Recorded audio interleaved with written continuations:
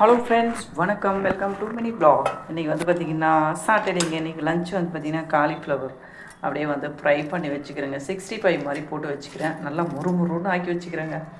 அந்த கலர் வந்து மிளகாத்தூள் தான் போட்டிருக்கேன்.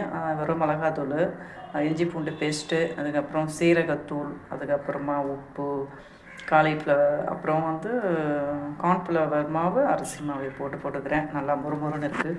அப்புறமா கீரை வந்து பார்த்திங்கன்னா கடைஞ்சி வச்சுருக்கேன்.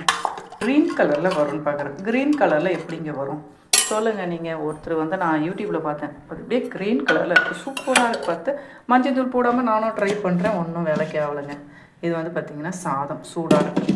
வேணாள் ஆச்சுன்னா பார்த்திங்கன்னா சூடு அப்படியே இருக்கும். இந்த குளிர்காலத்தில் தான் கொஞ்சம் சூடு போயிடும். இது காலைல வச்சு சட்னி அப்படியே நைட்டுக்கும் சேர்த்து வச்சுட்டேன். பார்ப்போம் என்ன மீறுதோ அதை வச்சு அப்படியே வந்து மெயின்டைன் பண்ணிக்கலாம். இதுதாங்க இன்றைக்கி லஞ்ச் விஷயம். அதுதான் செய்யணும்.